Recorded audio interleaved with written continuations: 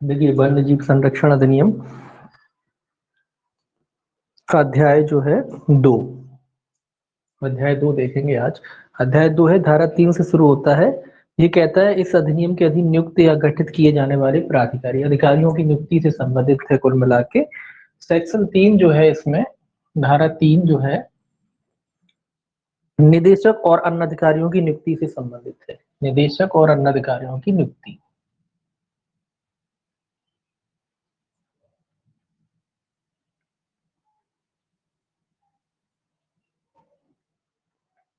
अधिकारियों की नियुक्ति।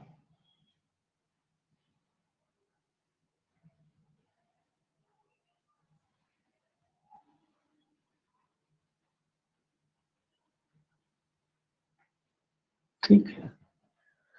सेक्शन 3 के तहत जो है निदेशक और अन्य अधिकारियों की नियुक्ति के बारे में व्यवस्था की गई। तो सबसे पहले तो ये देख लें कि जो अन्य अधिकारी हैं या निदेशक हैं, उनकी नियुक्ति धारा 3 के तहत कौन करता है। तो आपको एक ही चीज याद रखना, केंद्र सरकार। कौन करता है? केंद्र सरकार। किस धारा के तहत जितने भी अधिकारी हैं, चाहे वो निदेशक हो या अन्य अधिकारी हो, उनकी नियुक्ति जो है केंद्र सरकार के द्वारा की जाती है। तो सबसे पहले इसका जो पहला पार्ट है, ए इसीलिए लिख रहे हैं कि याद रखना है आपको, 3(1)(a), 3 का पहला और उसका एक, फर्स्ट ए है। इसमें जो है निदेशक की नियुक्ति जो है को प्रावधान किया गया है। तो ये कहता है एक वन्य जीव परिरक्षण निदेशक की नियुक्ति करेगी। वन्य जीव परिरक्षण निदेशक, एक वन्य जीव परिरक्षण निदेशक। ठीक है, एक वन्य जीव परिरक्षण निदेशक की नियुक्ति जो है एक होगा, पूरे देश में ही एक होगा। ठीक है, तो इसकी नियुक्ति कौन करेगा? केंद्र सरकार करेगी। एक वन्य जीव परिरक्षण निदेशक, इसीलिए एक लिखा है हमने, जरूरी है ये, एक ही होगा ये, माना पूरे देश में एक ही होगा। एक वन्य जीव परिरक्षण निदेशक की नियुक्ति जो है केंद्र सरकार के द्वारा की जाएगी।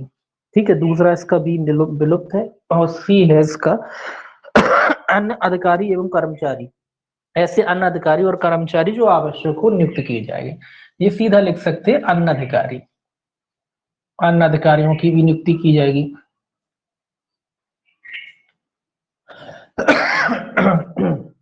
अन्य अधिकारियों का मतलब है जो भी आवश्यक हो। इस अधिनियम के तहत काम करने के लिए अन्य अधिकारियों की भी नियुक्ति की जरूरत पड़ेगी ना, तो जो भी अधिकारी आवश्यक हो उन अधिकारियों की भी साथ साथ नियुक्ति की जाएगी। अकेला वन्य जीव परिरक्षण निदेशक क्या करेगा? तो इसकी हेल्प के लिए अन्य अधिकारियों की भी आवश्यकता पड़ेगी। तो केंद्र सरकार जो है अन्य अधिकारियों की भी जो है नियुक्ति करेगी। बी जो है इसमें विलुप्त है, समाप्त है। ठीक है ना, तो ए और सी में है नियुक्तियां, ध्यान में रखना। धारा 3 का पहला का ए और पहले का सी, 3(1)(c) में अन्य अधिकारी, 3(1)(a) में जो है निदेशक, और निदेशक की जो है नियुक्ति है, निदेशक ही कहेंगे, इसे पूरा नाम है वन्य जीव परिरक्षण निदेशक। ठीक है। अब बात आती है निदेशक किसके अधीन होगा। निदेशक स्वाभाविक सी बात है केंद्र सरकार के अधीन होगा, सीधा लिखेंगे निदेशक केंद्र सरकार के अधीन होगा।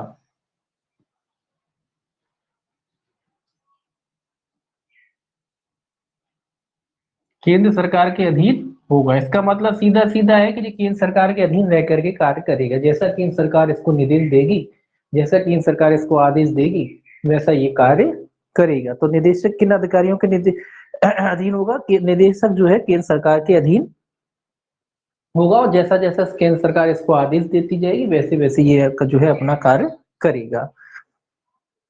और जो अन्य अधिकारी हैं वो किस लिए होंगे? स्वाभाविक सी बात है कि अन्य अधिकारी निदेशक की सहायता के लिए होंगे। अन्य अधिकारी निदेशक की सहायता के लिए होंगे।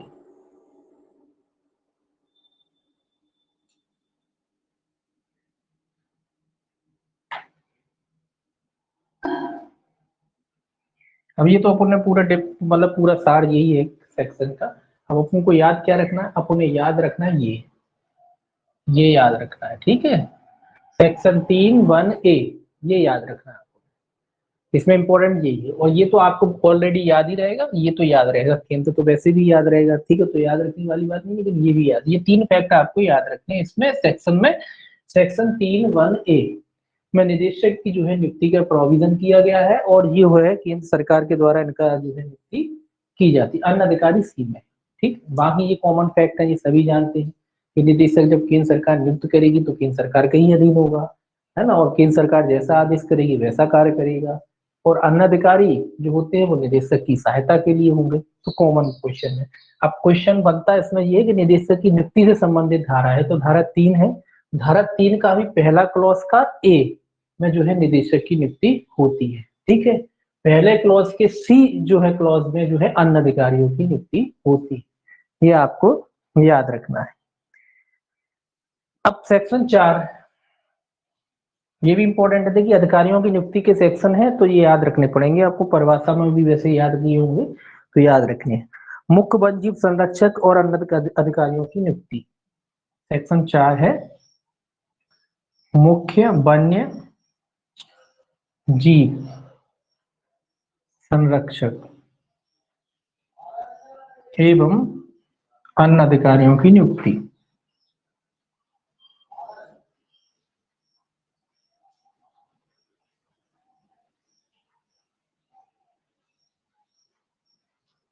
देखिए ये बहुत जरूरी, जो मुख्य वन्य जीव संरक्षक है, चीफ वाइल्ड लाइफ वार्डन कहते हैं जिसको, चीफ वाइल्ड लाइफ वार्डन, ये सबसे इंपॉर्टेंट अधिकारी है इस एक्ट का। मुख्य वन्य जीव संरक्षण जो है ये सबसे महत्वपूर्ण अधिकारी है। पूरा जो कार्य आप देखोगे जब एक्ट आगे पढ़ोगे, तो इसका रोल सबसे ज्यादा इंपॉर्टेंट है पूरे के पूरे एक्ट में। इसीलिए इसकी नियुक्ति का सेक्शन तो विशेष रूप से ध्यान में रखना ही है आपको, क्योंकि पूरा काम इसी का है। अब बात आती कि इसकी नियुक्ति कौन करेगा, इसकी नियुक्ति क्या केंद्र सरकार करेगी कि राज्य सरकार करेगी? इसकी नियुक्ति राज्य सरकार करेगी। कौन करेगा इसकी नियुक्ति? राज्य सरकार।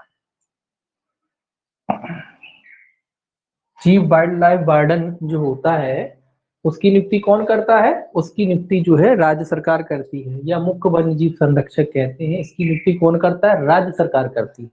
ठीक है, तो इनकी नियुक्ति राज्य सरकार करती है।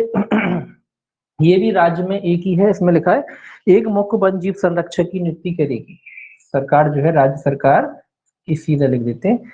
एक जो ए में ही है, खैर ये भी ए में, तो ए में है एक मुख्य वन्य जीव संरक्षक की नियुक्ति करेगी राज्य सरकार, एक मुख्य वन्य जीव संरक्षक।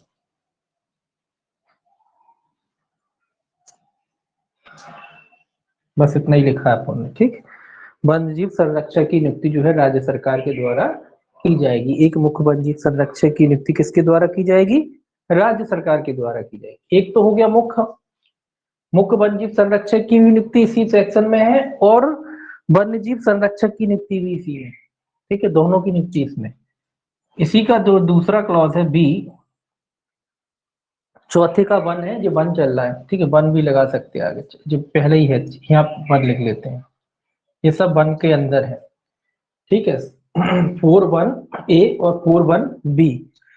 4(1)(b) में है वन्य जीव संरक्षक की नियुक्ति, वन जीव संरक्षक,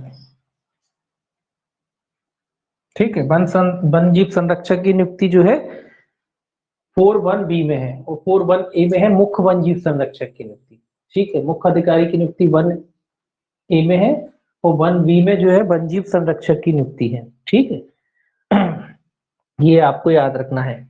इसके अलावा इसमें बी और बी करके भी जोड़े गए हैं, अवैतनिक जो है, ये सब याद रखना है आपको।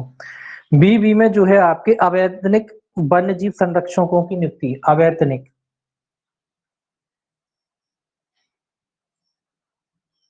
वन जीव संरक्षक।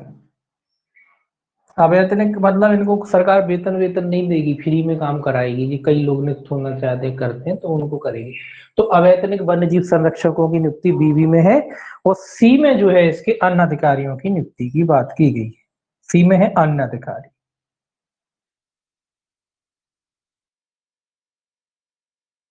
तो पूरा नहीं लिख रहे हैं, उनको तो केवल याद रखना है इसीलिए, ठीक है। एक मुख्य वन जीव संरक्षक होगा ए में, बी में वन जीव संरक्षक होगा, और बी में जो है अवैतनिक वन्य जीव संरक्षकों की नियुक्ति है, और सी में अन्य अधिकारियों की जो है नियुक्ति का प्रोविजन किया गया है। जैसे ऊपर अपन ने यहाँ लिखा था वैसे ही अपन यहाँ लिखेंगे कि जो आपका मुख्य वन्य जीव संरक्षक होता है, मुख्य वन्य जीव संरक्षक, ये इधर ही लिख देते हैं, मुख्य वन्य जीव संरक्षक जो होता है वो किसके अधीन होता है, वो राज्य सरकार के अधीन रह करके जो है कार्य करता है, राज्य के अधीन, सीधा लिख देते हैं राज्य, ठीक है, राज्य के अधीन, राज्य के अधीन मतलब राज्य सरकार के अधीन रह करके ये जो है मुख्य वन्य जीव संरक्षक जो है कार्य करता है। जैसे यहाँ पे जो है निदेशक जो है केंद्र सरकार के अधीन रह के कार्य करता है, वैसे ही मुख्य वन्य जीव संरक्षक जो है राज्य के अधीन रह करके जो है कार्य करता है। अन्य अधिकारी मुख्य वन्य जीव संरक्षक के अधीन होते हैं, और बाकी ये अधिकारी हैं ये किनके अधीन होते हैं, मुख्य वन्य जीव संरक्षक, मुख्य वन्य जीव संरक्षक, ठीक है। अन्य अधिकारी इनके अधीन रहते हैं, ये जो अन्य अधिकारियों नियुक्ति हुई है ये सारे, ये किसके अधीन रह के काम करते हैं, ये मुख्य वन्य जीव संरक्षक के अधीन रह करके कार्य करते हैं। जितने भी अन्य अधिकारी हैं वो सारे आ जाते हैं, ठीक है। तो ये दो सेक्शन है, ये खासकर याद रखना, निदेशक भी याद रखना और ये सेक्शन 4 भी याद रखना है, इसमें एबीसी करके क्लॉज भी याद रखना है, ठीक है। 4A में किसकी नियुक्ति है, 4B में, क्योंकि बहुत अंतर आ जाता है, 4(1)A में जो है आप जानते हो कि मुख्य वन्य जीव संरक्षक है, 4(1)B में वन जीव संरक्षक, ठीक। तो याद रखना अवैतनिक है आपके बी में, और सी में अन्य अधिकारी, ठीक है, राज्य के हैं, और 3 में केंद्र के हैं। अब आ जाती है इनकी प्रत्यायोजन करने की शक्ति। प्रत्यायोजन तो आप जानते हो अपनी शक्तियों को किसी अन्य को देना प्रत्यायोजन कहलाता है। तो प्रत्यायोजन की शक्ति जो है इसकी सेक्शन 5 में दे रखी है कि अपनी शक्तियों को अन्य अधिकारियों को दिया जा सकता है, ठीक है। तो प्रत्यायोजन 5 में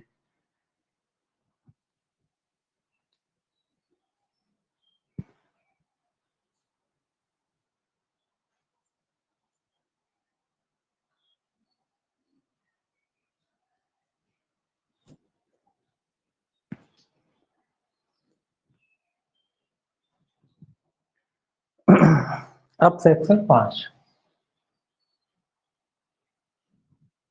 5 है प्रत्यायोजन करने की शक्ति।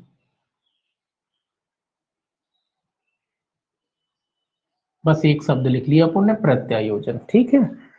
तो प्रत्यायोजन करने की शक्ति जो है इसमें 2 पॉइंट आएंगे। पहला कि निदेशक केंद्र सरकार के पूर्व अनुमोदन से, अपने अनुमोदन से, एवं मुख्य वन्य जीव संरक्षक राज्य सरकार के पूर्व अनुमोदन से। देखिए जैसे अधिकारी हैं वैसे ही तो काम करेंगे। निदेशक किसके अनुमोदन से, केंद्र सरकार के, निदेशक केंद्र सरकार के अनुमोदन से, एक साथ लिख लिया हमने, अलग अलग थे। निदेशक केंद्र सरकार के अनुमोदन से,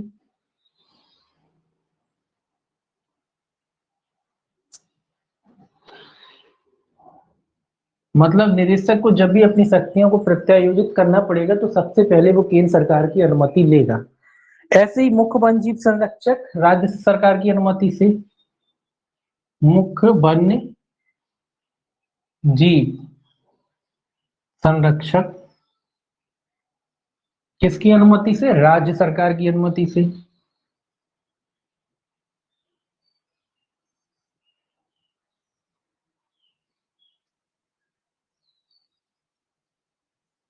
ठीक है। अनुमति से मतलब पूर्व अनुमति से, ठीक है, पहले ही अनुमति लेना पड़ेगा, पूर्व अनुमति से या अनुमोदन से अपनी शक्तियां अपने अधीनस्थों को प्रत्यायोजित कर सकते हैं, अपनी शक्तियां अपने अधीनस्थों को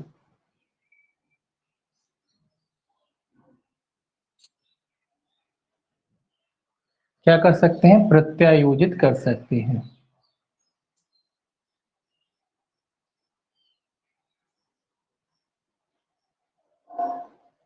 प्रत्यायोजित कर सकते हैं का मतलब ये है कि अपनी शक्तियां जो है अपने से जो नीचे के जो अधिकारी हैं उनको सौंप सकते हैं। जिन शक्तियों का प्रयोग निदेशक करता है या जिन शक्तियों का प्रयोग मुख्य वन्य जीव संरक्षक करता है, इसके जो नीचे के जो अधिकारी हैं ये चाहे तो वो शक्तियों का प्रयोग करने के लिए जो है अपने अधीनस्थों को प्राधिकृत कर सकते हैं, लेकिन शर्त बस इतनी है कि मुख्य वन जीव संरक्षक है वो राज्य सरकार की अनुमति लेगा, और जो निदेशक है वो जो है केंद्र सरकार की जो है अनुमति लेगा। निदेशक का मतलब आपको पता ही है, एक वो जो है वन्य जीव परिरक्षण निदेशक, ठीक है। तो निदेशक केंद्र सरकार की अनुमति से, और जो है मुख्य वन जीव संरक्षक जो है राज्य सरकार की अनुमति से अपनी शक्तियों को प्रत्यायोजित कर सकते हैं। अब बात आती है कि जैसे ही इन लोगों को, जो इनके अधीनस्थ हैं, उनको इस तरीके की शक्तियां मिल जाती है, किस प्रकार से उन शक्तियों का प्रयोग करेंगे, वो वैसे ही उन शक्तियों का प्रयोग करेंगे जैसे सीधे ही प्रदान की गई। सीधा लिख देते हैं, ऐसे ही प्रयोग करेंगे। अधीनस्थ लिखना था, अधीनस्थ नहीं, अब कौन प्रयोग करेगा? अधीनस्थ। अधीनस्थ शक्तियों का प्रयोग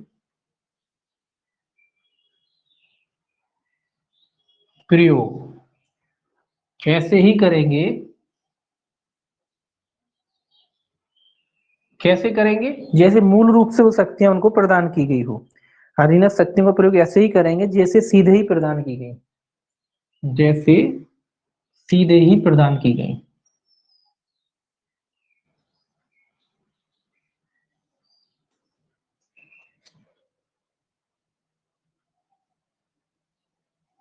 जो अधीनस्थ है वो शक्तियों का प्रयोग भी ऐसे करेंगे जैसे मूल रूप से शक्तियां उनको ही दी गई हों, है ना। तो ये तो खैर कॉमन था, लेकिन लिख लिया, है ना। यहाँ जरूरी है, प्रत्यायोजन जब ये करते हैं तो इनको अनुमति की जरूरत पड़ती है, और जिन अधिकारियों को शक्तियां दे दी जाती हैं वो ऐसे ही शक्तियों का ऐसे ही प्रयोग करते हैं जैसे मूल रूप से अधिनियम के अनुसार ही उन्हें शक्तियां दी गई हों, ठीक है।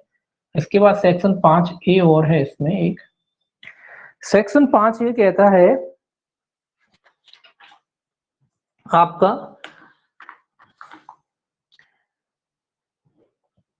एक मिनट,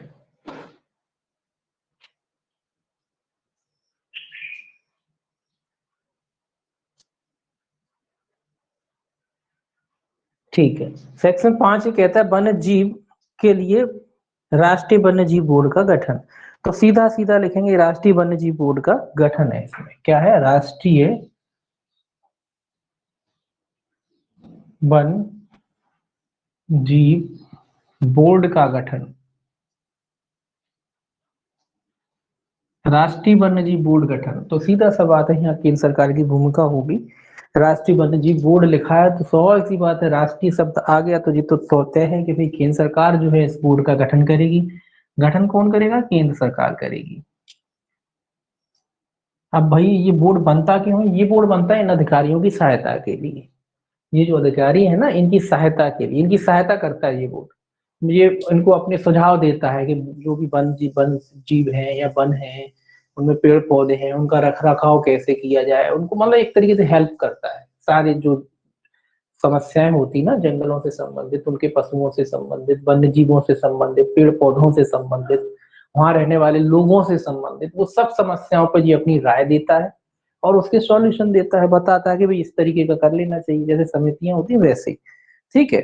तो केंद्र सरकार जो है इसका जो है गठन करती है, कितने दिनों के भीतर करेगी? ये लिखा है कि जो वन्य जीव संरक्षण संशोधन अधिनियम जो था 2002, उसके प्रारंभ होने के 3 माह के भीतर, सीधा लिखेंगे अपन 3 माह के भीतर केंद्र सरकार जो है ऐसी समिति का गठन करेगी। 3 माह के भीतर। कब से करेगी? सीधा लिख रहा हूं मैं, संशोधन अधिनियम 2002, अधिनियम 2002 के प्रारंभ के बाद से, ठीक है, प्रारंभ से, के प्रारंभ से, ठीक है। जैसे ये अधिनियम संशोधन अधिनियम 2002 प्रारंभ होता, उसके 3 माह के भीतर जो है केंद्र सरकार इस जो है बोर्ड का गठन कर देगी। अब बात आती है कि भाई बोर्ड मिले के बनेगा कैसे? अब बोर्ड में तो बहुत सारे सदस्य, एक बार पढ़ लेना, लेकिन याद क्या क्या रखना है वो मैं आपको बताता हूँ। सबसे पहले याद रखना है कि जो वन्य जीव इसके सदस्य क्या कहते हैं, बोर्ड निम्न से मिलकर बनेगा, ये लिख सकते हैं, बोर्ड निम्न से मिलकर बनेगा। अब इसमें महत्वपूर्ण क्या है जो आपको याद रखना है या जो पूछा जा सकता है आपके परीक्षा में, जो समिति बनी, बोर्ड बना है, उस बोर्ड में से, तो सबसे पहला इंपॉर्टेंट है कि बोर्ड का अध्यक्ष ये इंपॉर्टेंट है कि भाई इस बोर्ड का जो राष्ट्रीय वन्यजीव बोर्ड होता है उसका अध्यक्ष कौन होता है, उसका अध्यक्ष होता है प्रधानमंत्री। अब दोनों तरीके से ये क्वेश्चन पूछा जा सकता है, डायरेक्टली पूछ सकते हैं कि राष्ट्रीय वन्यजीव बोर्ड का अध्यक्ष होता है कौन होता है, प्रधानमंत्री, या सीधा पूछ लें कि वर्तमान में जो प्रधानमंत्री हैं अपने उनका नाम लिख के पूछ लें कि फलाने इस वर्तमान में जो है राष्ट्रीय वन्यजीव बोर्ड का अध्यक्ष कौन है। तो अब आप जानते हो प्रधानमंत्री होता है, तो जो भी वर्तमान में प्रधानमंत्री हो उसका नाम आ जाएगा, है ना। तो सीधा वो उस तरीके से भी पूछ सकते हैं और ऐसे भी पूछ सकते हैं, बात बराबर। ठीक है, याद रखें कि इसका अध्यक्ष कौन होता है, प्रधानमंत्री। तो जो भी प्रधानमंत्री हो वो इसका अध्यक्ष होता है, ठीक है, पदेन होता है। अध्यक्ष क्या होता है, पदेन, इसको पदेन कहते हैं। तो जो भी प्रधानमंत्री होगा वो अध्यक्ष होगा। वर्तमान में नरेंद्र मोदी है, तो वो प्रधानमंत्री क्या है, राष्ट्रीय, अगर कोई पूछे राष्ट्रीय वन्यजीव बोर्ड के अध्यक्ष कौन है, तो प्रधानमंत्री नरेंद्र मोदी। ठीक है, सीधी सी बात है। तो इसमें सीधा याद रखना कि अध्यक्ष कौन है, आपके जो है प्रधानमंत्री होता है इसका अध्यक्ष। अब बात आती है कि उपाध्यक्ष कौन होता है, क्योंकि अध्यक्ष तो भाई प्रधानमंत्री होता है, तो आप समझ ही सकते हो कि प्रधानमंत्री पे इतना टाइम तो होता नहीं है, थोड़ा बहुत देख लेता है। तो भाई उपाध्यक्ष होता है वो जो मैन होता है, जो उपाध्यक्ष है वही मैन है इसमें। अब उपाध्यक्ष मैन है, तो उपाध्यक्ष कौन होता है, स्वाभाविक सी बात है, ये एक्ट पढ़ रहे हैं हम, तो इसी विभाग का मंत्री होना चाहिए। वन एवं वन्य जीव का भारसाधक मंत्री, वन एवं वन जीव, वन्य जीव है, वन्य जीव का भारसाधक मंत्री।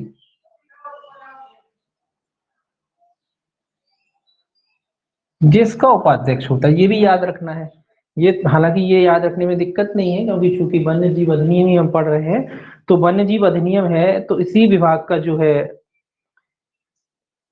जो भारसाधक मंत्री होता है वन्य जीव विभाग का, वही इसका क्या होता है, वही इसका जो है उपाध्यक्ष होता है। अब बात आती है, उपाध्यक्ष हो गया, तो भाई इसका सचिव कौन होता है, भाई इसका सचिव अब सीधा लिखेंगे, हालांकि सचिव लास्ट में बताया है, अपन इधर ही थोड़ा जगह दिख नहीं रहा होगा, इधर लिखते हैं। इसका सचिव कौन होगा, सचिव जो है यहाँ लिखेंगे।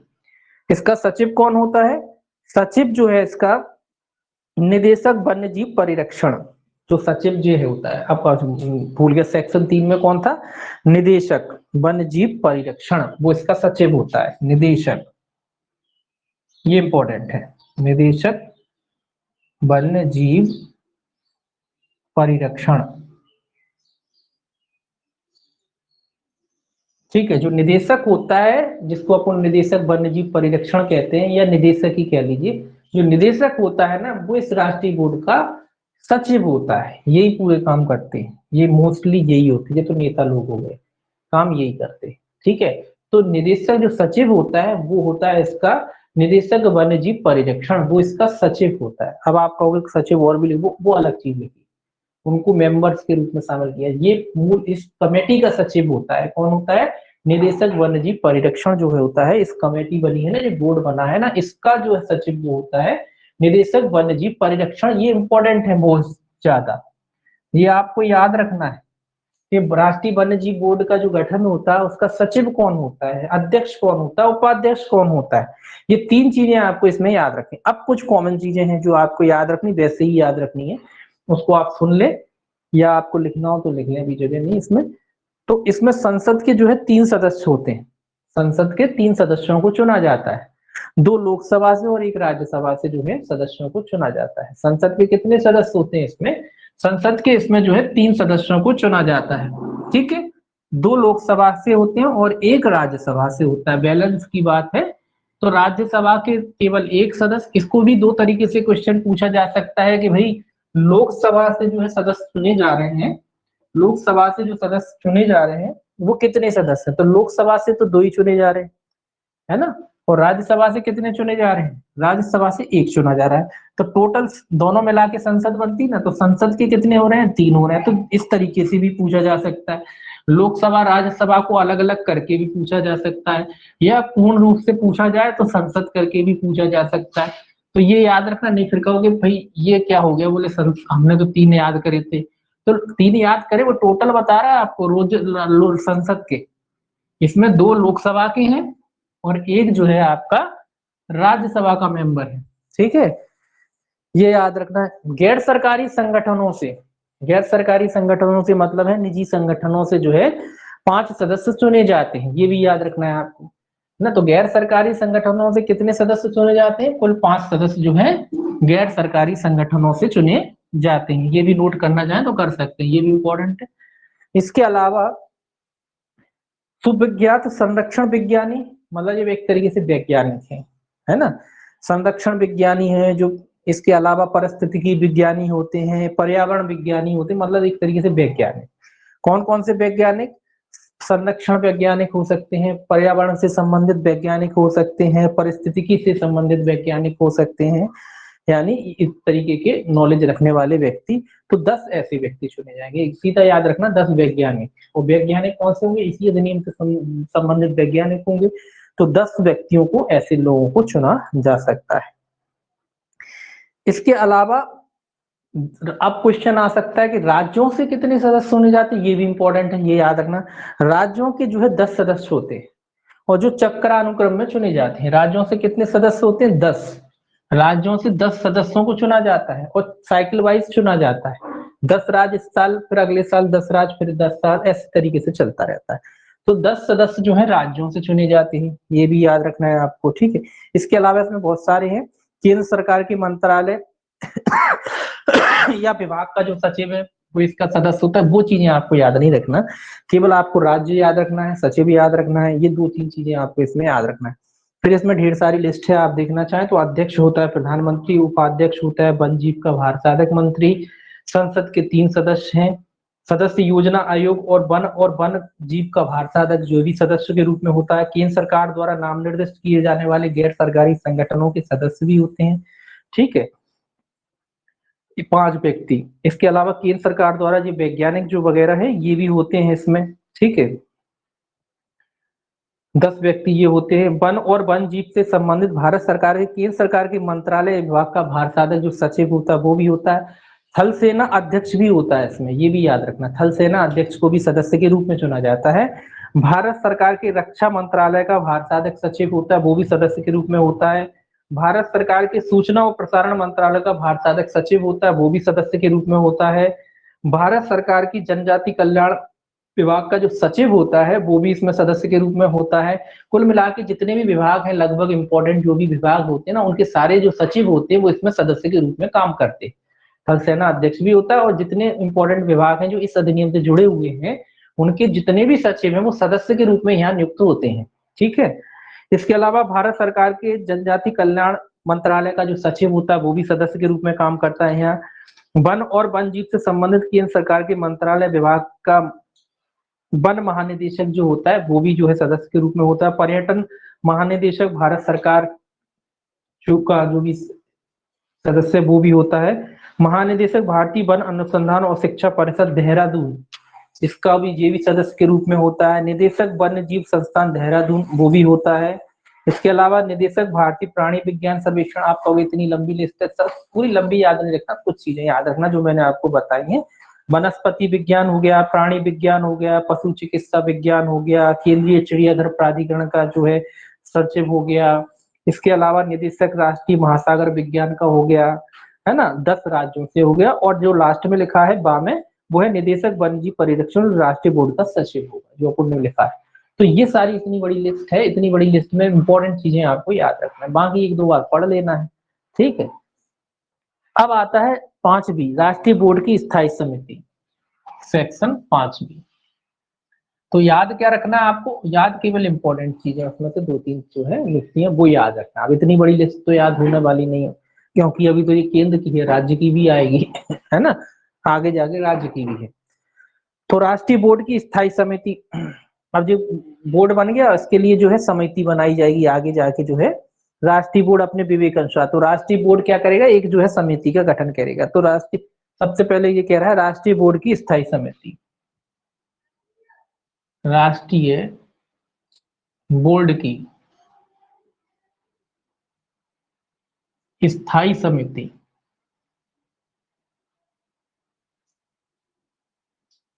ठीक है, 5B में है स्थायी समिति। तो राष्ट्रीय बोर्ड की एक स्थायी समिति की नियुक्ति की बात कहता है। भाई राष्ट्रीय बोर्ड की स्थायी समिति का गठन कौन करेगा? केंद्र सरकार करेगी? नहीं, केंद्र सरकार नहीं करेगी, राष्ट्रीय बोर्ड बन गया ना वही करेगा। राष्ट्रीय बोर्ड बन गया, अब तो राष्ट्रीय बोर्ड ही उसकी जो है स्थायी समिति का गठन करेगा, राष्ट्रीय बोर्ड द्वारा गठन किया जाएगा। किसके द्वारा? राष्ट्रीय बोर्ड द्वारा। राष्ट्रीय बोर्ड द्वारा किसका गठन किया जाएगा? समिति का। ये समिति है ना, इसका गठन किया जाएगा। तो क्या करेगी इस राष्ट्रीय बोर्ड? एक स्थायी समिति का गठन करेगी, एक स्थायी समिति का गठन। ठीक है, राष्ट्रीय बोर्ड क्या करेगा? एक स्थायी समिति का गठन करेगा। ठीक है, अब बात आती है कि समिति किन लोगों से मिलकर बनेगी। तो समिति उपाध्यक्ष एवं सदस्य सचिव एवं बोर्ड के 10 सदस्यों से मिलकर बनेगी, जिसे उपाध्यक्ष चुने। अब देखिए यहाँ क्या इंपॉर्टेंट आ गया कि अध्यक्ष छोड़ दिया। अध्यक्ष इसीलिए छोड़ दिया कि अध्यक्ष तो प्रधानमंत्री था ना, अब प्रधानमंत्री थोड़ी ना हर जगह आ जाएगा, तो उपाध्यक्ष। तो समिति किससे मिलकर बनेगी? उपाध्यक्ष और सदस्य सचिव से मिलकर। समिति में कौन कौन होगा? उपाध्यक्ष, उपाध्यक्ष होगा, बनाया ही गया था भाई इसी विभाग का जो है भारसाधक है। भारसाधक मतलब जो मुख्यमंत्री होता है वही होता है। तो भारसाधक जो होता है वो उसका उपाध्यक्ष, वो उससे मिलकर एवं सदस्य सचिव, एवं सदस्य सचिव। सदस्य सचिव कौन था? निदेशक। जो निदेशक था वो तो उपाध्यक्ष और निदेशक, ये याद रखें। उपाध्यक्ष और निदेशकों से मिलकर, निदेशक जो होता है उससे मिलकर बनेगी। इसके अलावा बोर्ड के 10 सदस्यों से मिलकर बनेगी, जिसे उपाध्यक्ष चुने। और कौन से मिलकर बनेगी? बोर्ड के 10 सदस्य। अब 10 सदस्य कोई भी हो सकते हैं। अब ये कौन हो सकते हैं, ये कौन तय करेगा? ये उपाध्यक्ष तय करेगा। बोर्ड के 10 सदस्य से मिलकर बनेगी।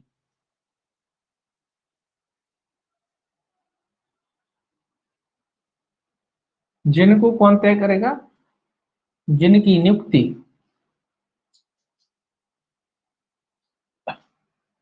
जिनकी नियुक्ति उपाध्यक्ष करेगा, या कह लीजिए इनको उपाध्यक्ष चुनेगा कि भाई 10 कौन कौन से सदस्य हैं। 10 सदस्य समिति में से जो है कौन कौन होंगे ये उपाध्यक्ष तय करेगा। तो कौन कौन से मिलकर बनेगी? उपाध्यक्ष और सचिव से मिलकर बनेगी, और 10 जो है बोर्ड के सदस्यों के मेंबर होंगे। और कौन कौन से मेंबर होंगे? 10। ये जो है इसका उपाध्यक्ष तय करेगा। ठीक है, उपाध्यक्ष चुनेगा, उपाध्यक्ष चुनेगा इन्हें। 10 सदस्यों को कौन चुनेगा? उपाध्यक्ष। ये 10 सदस्य है, इनको उपाध्यक्ष चुनेगा। ठीक है, इसके अलावा आता है, ये इसमें केवल इतना याद रखना, ये भी इंपॉर्टेंट है, पूछा जाता है समिति जो बनती है राष्ट्रीय बोर्ड की स्थायी समिति किन किन से मिलकर बनती है। तो याद रखना, उपाध्यक्ष, सचिव और 10 बोर्ड के सदस्यों से मिलकर बनती है।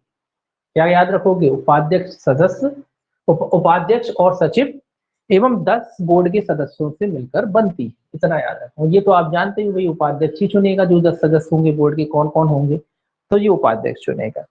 इसके बाद इसमें एक और सेक्शन आता है, सेक्शन 5C। सेक्शन जो 5C है वो कहता है राष्ट्रीय बोर्ड के तहत। वैसे देखा जाए, आप देख रहे होंगे कि इसमें भाई धारा तो लगती है कम है, कम नहीं है इसमें, 100 से ऊपर निकल जाएंगे। अगर पूरा अपन ABC को भी गिन ले ना, तो 100 से ऊपर धारा है इस एक्ट में भी। इस एक्ट में भी 100 से ऊपर अगर वैसे देखा जाए तो, क्योंकि अभी आएगा 38, उसमें जेड तक 26 धारा है, तो उसमें भी ABC करके उसमें जुड़ी है। ऐसे देखा जाए तो 100 से ऊपर इसमें भी धाराएं निकल जाती। ठीक, अब ये 5C क्या कहता है? 5C कहता है राष्ट्रीय बोर्ड के कृत। भाई राष्ट्रीय बोर्ड की क्या कृत? राष्ट्रीय बोर्ड के कृत। अब देखिए सेक्शन याद रखना तो बिल्कुल आसान हो गया, आप समझ ही गए। 5A B C ये सब राष्ट्रीय बोर्ड से ही संबंधित है। ठीक है, तीनों की तीनों चले जा रहे हैं राष्ट्रीय बोर्ड से। 5A में राष्ट्रीय बोर्ड जो है राष्ट्रीय वन्य जीव बोर्ड का गठन हो गया। उसके बाद B में आपका राष्ट्रीय बोर्ड की समिति बन गई, और C में उसके काम बन गए। तो यानी 5A B C तीनों की तीनों राष्ट्रीय बोर्ड से संबंधित हैं। पहले में गठन हो जाता है, उसके बाद समिति बनती है, समिति से उसके बाद उसके कार्य बताए जाते हैं, ये काम क्या करेंगे। ठीक है, काम क्या करेंगे? वन्य जीव और वनों का संरक्षण एवं विकास का संवर्धन करना, इनका काम क्या है? लिख लेते हैं, ये तो स्वाभाविक सी बात है, यही काम होगा। वन्य जीव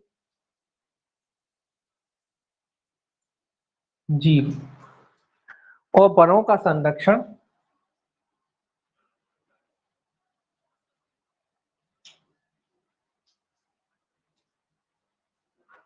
वन्य जीव और वनों का संरक्षण एवं विकास का संवर्धन करना। विकास का संवर्धन करना।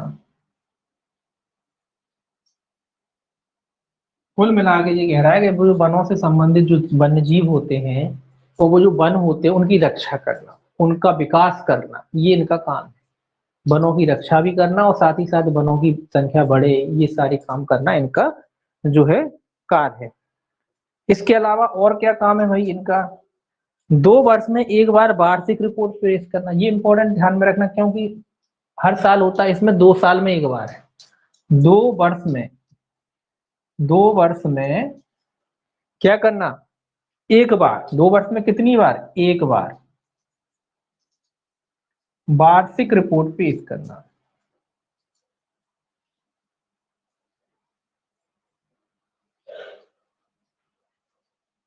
कम से कम 2 वर्ष में एक बार वार्षिक रिपोर्ट पेश करना, ये इनका काम है। नॉर्मली आप देखते हैं कि वार्षिक रिपोर्ट हर साल पेश की जाती है, लेकिन चूंकि वनों की बात है, आंकड़े डाटा इकट्ठे करने में टाइम लगता है, इसलिए ये कह रहे हैं कि भाई 2 साल में एक बार आप डाटा दे दो हमको। कम से कम 2 साल का डाटा, 2 साल में एक बार डाटा आप दो, सरकार को चाहिए। तो 2 वर्ष में एक बार वार्षिक रिपोर्ट पेश करना। काय की वार्षिक? भाई वनों की वार्षिक रिपोर्ट, कि कितने वन बचे हैं, कितने पेड़ थे, कितने करके पूरा डाटा रहता है वनों में, हर पेड़ का, हर पेड़ का। इसके अलावा हर जानवरों का, कौन से जानवरों की संख्या घट रही है, किसकी बढ़ रही है ना? कितने थे पहले, अब कितने रह गए। अब कोई जैसे जंगलों में पेड़ होते हैं तो कौन से पेड़ों की संख्या घटी, किन की बढ़ी है, कौन से जीव बढ़े हैं, कौन से घटे हैं, यही रिपोर्ट होती है, यही डाटा होता है। तो ये 2 वर्ष में एक बार जो है वार्षिक डाटा जो है पेश करेंगे। ठीक है, ये भी याद रखना। अब आप लोग कहाँ करेंगे भाई? सरकार को करेंगे, वो कहाँ करेंगे? सरकार के लिए डाटा रहता है, सरकार उन डाटा के हिसाब से फिर आगे काम करती है ना? कि भाई फलाने जीव की संख्या कम हो गई, जैसे मोदी जी ने ले आए ना, भी कौन सा ले आए? चीता। तो वो चीता ले आए, क्यों? क्योंकि चीतों की संख्या खत्म हो गई, बच्चे नहीं थे तो ले आए, तो ये चीते आ जाएंगे। ठीक है, तो इस तरीके से संख्या को मैनेज करा जाता है। ठीक है, इस तरीके से क्या किया जाता है, जीवों की संख्या वगैरह जो है मैनेज करके रखी जाती है। देखिए संतुलन बना रहे, प्राकृतिक संतुलन की बात है ये, कि प्राकृतिक संतुलन जो है बिगड़े नहीं, सारी चीजें संतुलन में रहे। ठीक है, प्राकृतिक संतुलन जो है बना रहे। प्राकृतिक संतुलन ये जो है एक इकोसिस्टम होता है पूरी अपना जो है अपन जहाँ रहते हैं, वो इकोसिस्टम में अगर कोई भी जीव की, किसी भी चीज की संख्या बढ़ जाए तो इकोसिस्टम पूरा गड़बड़ा जाता है। एक जीव दूसरे जीव पर निर्भर करता है। शाकाहारी पेड़ पौधों पे निर्भर करते हैं। ठीक है, पेड़ पौधों पे शाकाहारी निर्भर करते हैं, शाकाहारियों पे मांसाहारी निर्भर करते हैं। उसके बाद फिर और भी जीव आते हैं जो संगठक के रूप में काम करते हैं, जो उनको सड़ाने गलाने में काम करते हैं। तो कुल मिला के ये एक साइकिल चलती है, जो प्रकृति हमें देती है वही चीज धीरे इनडायरेक्टली या डायरेक्ट इनडायरेक्टली कह लो, वो सीधी के जाके प्रकृति में फिर से समा जाती है, वहां से फिर चलती है और फिर जाके प्रकृति में समा जाती है। मतलब कहने का मतलब है चीजें प्रकृति से ही शुरू होती हैं और उसी में जाके समा जाती है, और वहां से फिर चलती है। तो ये साइकिल होती है, सिस्टम होता है। इसमें भी अगर मान लीजिए एक ही जीव की अगर संख्या बढ़ जाए, मान लो अगर मांसाहारी जीव भी बढ़ जाए तो सारे शाकाहारी खत्म हो जाएंगे, शाकाहारी खत्म हो जाएंगे तो पेड़ पौधे सबके सारी चीजें खत्म हो जाएंगी, तो फिर कहाँ से कोई जीव पा रहेगा? तो सारी सिस्टम इकोसिस्टम रहता है। इसी के लिए सरकार ये सारे एक्ट बनाती, व्यवस्था करती रहती है कि भी जो इकोसिस्टम है वो ठीक से काम जो है करे। अब सेक्शन 6 आता है इसमें, ये राज्य की बात कहता है। जैसे केंद्र ने कर लिया, अब राज्य कहेगा कि भाई केंद्र ने बना लिया तो हम भी बनाएंगे, तो राज्य वन जीव बोर्ड का गठन राज्य सरकार करेगी। सेक्शन 6 में किसका गठन है? राज्य वन जीव बोर्ड का गठन।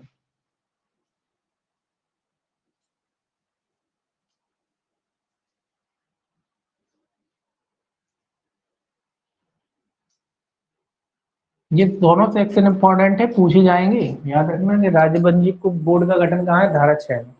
को केंद्र का गठन अपन अभी पढ़ ही चुके हैं। केंद्र का जो है, केंद्र का जो है वन्य जीव के लिए राष्ट्रीय वन जीव बोर्ड का गठन जो है, राष्ट्रीय वन जीव बोर्ड का गठन कितने में था? 5A में। और राज्य वन जीव बोर्ड का गठन कहाँ है? आपका 6 में। ठीक है, तो यहाँ अगर लिखना चाहे तो यहाँ ऐसे भी लिख सकते हैं 5A। ठीक है, ऐसे भी लिख लिया करें, तो दोनों सेक्शन, या डायरेक्ट पे भी लिख लिया करें, वैसे लिखने की जरूरत नहीं, पास ही पास है दोनों सेक्शन, लेकिन अगर लिखना चाहे, याद करना चाहे तो लिख सकते हो। दोनों सेक्शन एक साथ याद रहेंगे कि दोनों में ही राष्ट्रीय जो कहते हैं वन जीव बोर्ड का गठन है, इसमें राष्ट्रीय है और इसमें राज्य है, इस तरीके से। अब इसमें भी बहुत लंबी समिति है, जैसे यहाँ थी वैसे यहाँ भी है। तो भाई इसमें भी अपने मुख्य मुख्य याद रखना है कि भाई इसमें कौन होता है। जैसे वहाँ अध्यक्ष जो है प्रधानमंत्री था, यहाँ तो अध्यक्ष कौन बनेगा, यहाँ अध्यक्ष मुख्यमंत्री या प्रशासक। अध्यक्ष कौन होगा यहाँ, अध्यक्ष कौन होगा, मुख्यमंत्री या प्रशासक।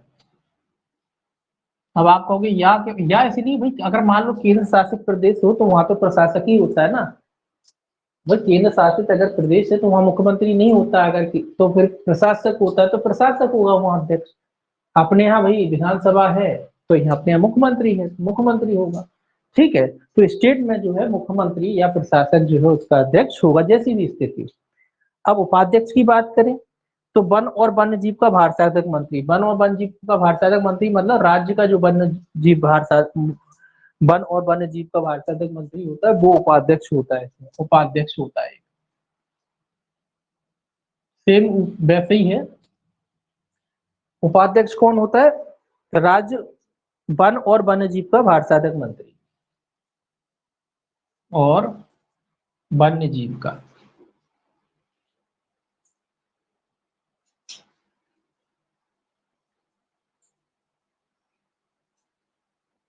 मंत्री, ये राज्य का होता है। राज्य वन और वन्य जीव का भारसाधक मंत्री लिखना चाहे तो, क्योंकि राज्य लिख रहे हैं तो समझ में ही आ गया कि भाई राज्य का ही होगा, है ना। तो राज्य वन और वन्य जीव का भारसाधक जो मंत्री होता है वो इसका जो है उपाध्यक्ष के रूप में जो है कार्य करता है। सचिव कौन होता है, ये भी इंपॉर्टेंट है। सचिव, ये तीन तो इंपॉर्टेंट ही है। सचिव, ये तीनों याद रखने हैं, अध्यक्ष उपाध्यक्ष और सचिव, ये तीन तो आपको याद रखने ही। अब सचिव जैसे वहां पे था निदेशक, वहां निदेशक था तो यहाँ कौन होगा, यहाँ पे सीधी सी बात है, वहां निदेशक था तो यहाँ मुख्य वन जीव संरक्षक होगा। मुख्य वन वन्य, एक मिनट,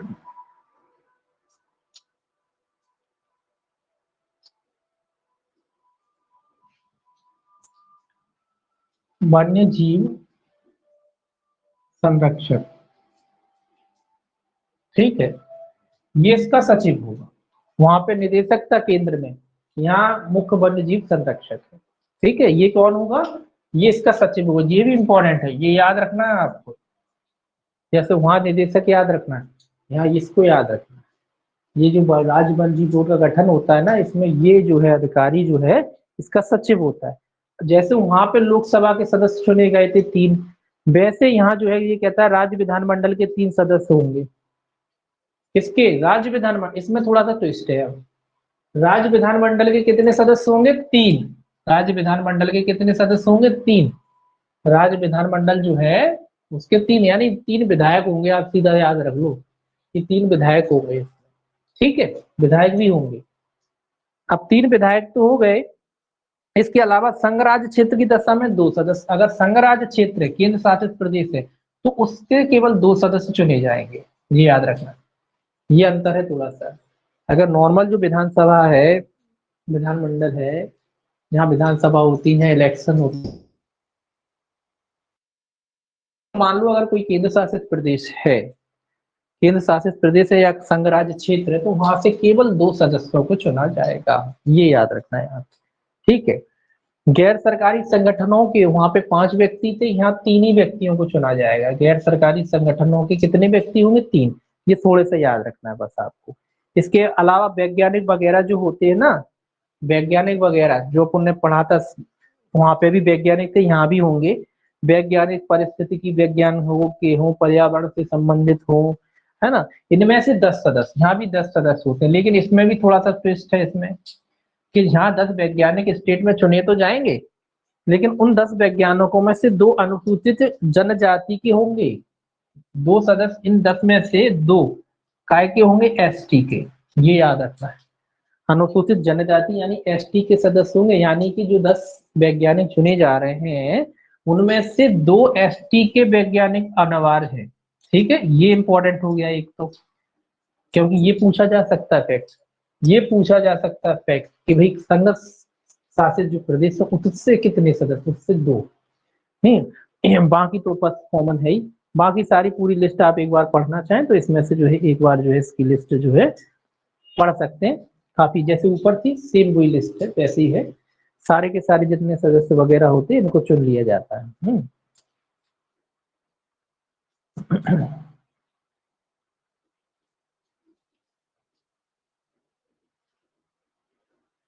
अब एक चीज और याद रखना कि जो सदस्य सचिव वगैरह जो पदेन सदस्य होते हैं उनकी तो खैर कोई बात ही नहीं है। पदेन सदस्य हैं तो वो तो भाई पद पर होंगे, उन्हें वेतन भत्ते मिलेंगे ही मिलेंगे। लेकिन जो अन्य सदस्य चुने जाते हैं उनको वेतन भत्ते क्या मिलेंगे, जो तय किए जाए सरकार द्वारा, है ना, वो वेतन भत्ते इनको दिए दिए जाते हैं। और ये सदस्य वगैरह होते हैं इनका लाभ का पद नहीं माना जाता है। ठीक है, जो सदस्य वगैरह चुने जाते हैं ना इसमें, तो उनका जो पद होता है वो लाभ का नहीं माना जाता है इसमें। ठीक है, ये दो कॉमन बातें तो आपको याद रखना। इनके पद को लाभ का नहीं माना जाता, और जो भी सदस्य वगैरह इसमें मेंबर्स वगैरह जितने भी रहते हैं उनको भत्ते वगैरह जो है सरकार तय कर देती है।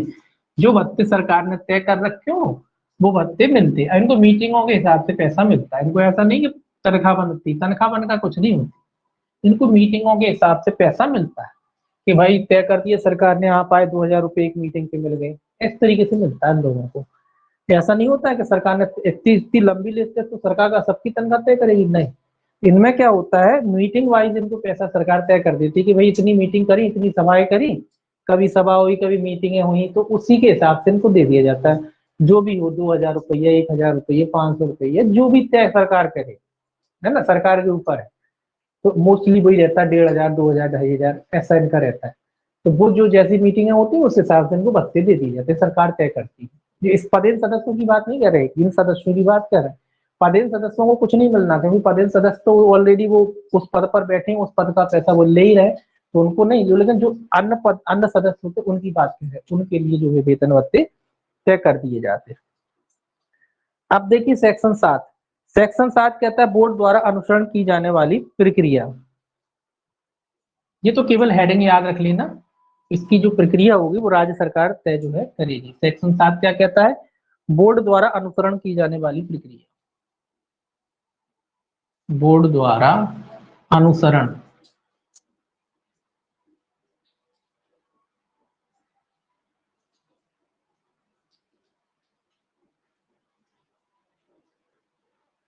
ये कह रहा है कि भाई बोर्ड क्या प्रक्रिया का पालन करेगा। तो बोर्ड जो है क्या करेगा, वर्ष में 2 बार, 1 मिनट, 6 माह के भीतर, 6 माह के भीतर क्या कह रहा है मुझे समझ में नहीं आया। 1 मिनट, अन्य जीव बोर्ड संशोधन के 6 माह के भीतर या 6 माह के बाद।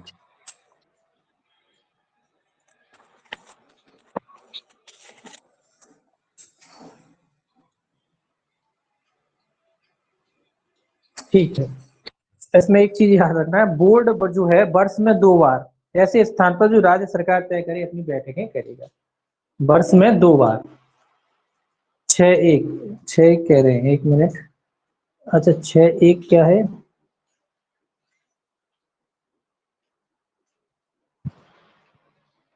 अच्छा अच्छा वो अवधि भूल गए अपन। हाँ, तो ये अवधि की गणना उसकी जो धारा 6 की वो कह रहे हैं।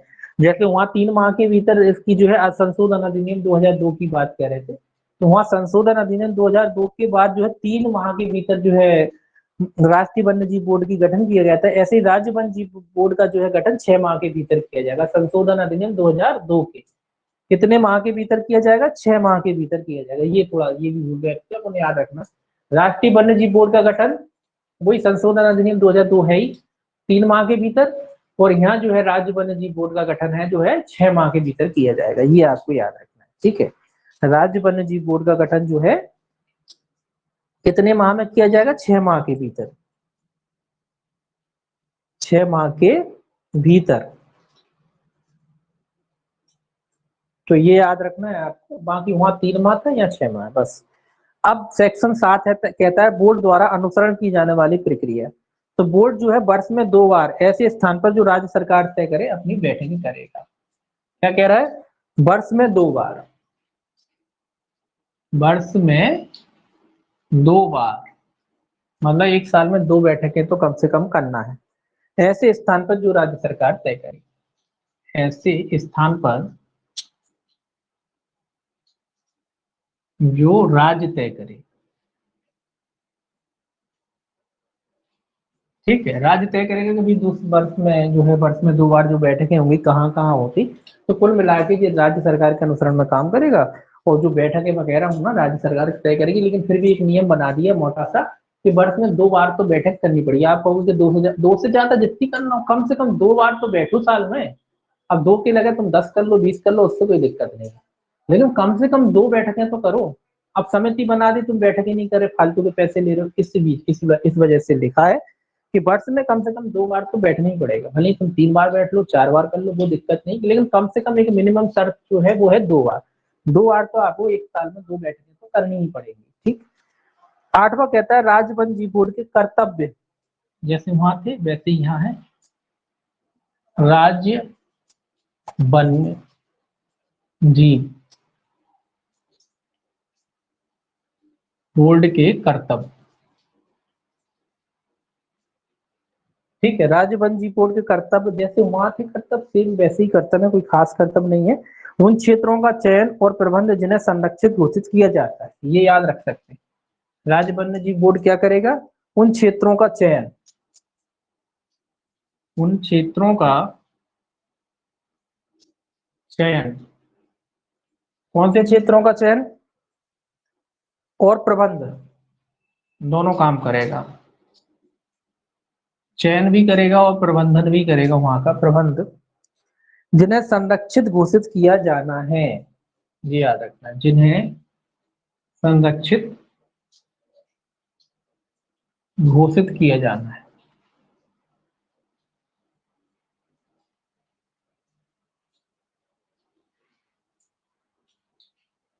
ये सारे काम है इसके। उन क्षेत्रों का चयन और प्रबंधन जिन्हें संरक्षित घोषित किया जाना है, ये सब जो है बोर्ड का काम है। वन्य जीव और विनिर्दिष्ट पादपों के परिरक्षण संरक्षण के लिए नीति निर्धारित करना। वन्य जीवों के लिए, वन्य जीव मतलब वन्य प्राणी कह लो या वन्य जीव कह लो, वन्य जीव और विनिर्दिष्ट पादपों, और विनिर्दिष्ट पादपों,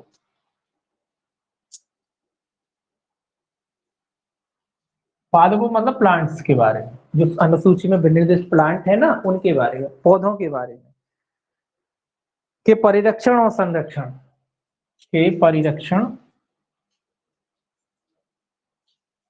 एवं संरक्षण,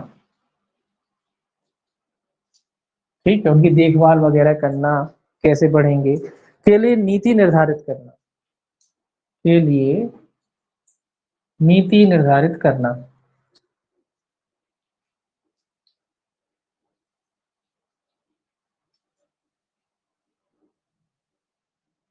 ठीक है, ये सब इसके काम है। उन क्षेत्रों का चयन करना और प्रबंधन करना जिन्हें संरक्षित घोषित किया गया है, कुल मिला के संरक्षित क्षेत्र। इसके अलावा जो वन्य जीव हैं या वन्य प्लांट्स कह लो या विनिर्दिष्ट प्लांट्स कह लो, जो बताए गए अनुसूची में, उनका परिरक्षण करना, देखभाल करना, उनका संरक्षण करना, प्रोटेक्शन करना, और उनके लिए जो भी उपयुक्त नीति है वो नीति बनाना इनका काम है। इसके अलावा अनुसूची में संशोधन से संबंधित विषय में भी जो राय देते हैं, अनुसूची में अगर कोई संशोधन करना है तो उस विषय में भी ये राय देते हैं। लिखना चाहें तो लिख सकते हैं, अनुसूची में संशोधन से संबंधित विषय, अनुसूची में संशोधन से संबंधित बहुत सारे इनके भी काम है, ठीक है, लेकिन ये मुख्य कारण है, इनके भी काफी काम है। तो अनुसूची में संशोधन से संबंधित विषय है, उस पर राय वगैरह देना, क्या संशोधन होना चाहिए क्या नहीं होना चाहिए, वो सब इनका काम है। जनजातियों और वनवासियों की आवश्यकता तथा वन में सामंजस्य बनाए रखना, ये भी इनका काम है। जो जनजातियां हैं, जो जनजाति तो जंगल में ही रहेंगी, अब जो जंगल में रहती हैं तो अब आपने किसी को संरक्षित क्षेत्र कर दिए घोषित, भाई जो जो भी इंसान कह लो जनजाति का जो वहां रहता है, स्वाभाविक सी बात है कि उसका आधे से ज्यादा जरूरतें जीवन की जो है, आधे से ज्यादा जरूरतें वो वन पर आश्रित होता है, वनों से ही प्राप्त करता है। तो आपने रोक लगा दी तो उसको कैसे सामंजस्य करोगे। वो तो शिकार भी करते हैं, शिकार करते हैं, खाते हैं, ठीक है, एक शिकार वगैरह करके खाते पीते हैं, है ना, बहुत सारी चीजें करते हैं, तो वो कैसे करोगे उसको मैनेजमेंट? तो वो सारी चीजों को जो है ये समिति जो है उस मैनेजमेंट को करने के लिए जो है प्रोविजन करेगी, मतलब व्यवस्था बनाएगी कि कैसे जो है मैनेजमेंट किया जाएगा। इसके अलावा अन्य विषय हो सकते हैं जो इनको सौंपे जाएं, उन अन्य विषयों के बारे में भी जो है ये लोग जो है प्रोविजन कर सकते हैं। ठीक है, ये हो जाता है आपका चैप्टर 2। इसके बाद चैप्टर 3 है। चैप्टर 3 में जो है, चैप्टर 3 में है वन्य प्राणियों का आखेट, उनका शिकार से संबंधित। केवल 1 2 3 9 10, मतलब 10 की धारा है नहीं, 9 के बाद सीधी 11 है और 12 है, 3 धाराएं जो है इसमें दे रखी है। ठीक है, केवल 3 धारा है कीटन के। तो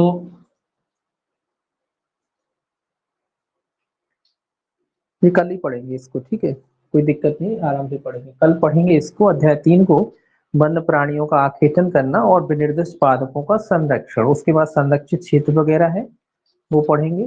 ठीक है, तो ये कल पढ़ेंगे अध्याय 3। आज बस इतना ही रहने दीजिए, इसको पढ़िएगा, उसके बाद अब जो शिकार की बात है वो इसमें शुरू होगी। ठीक, चलिए।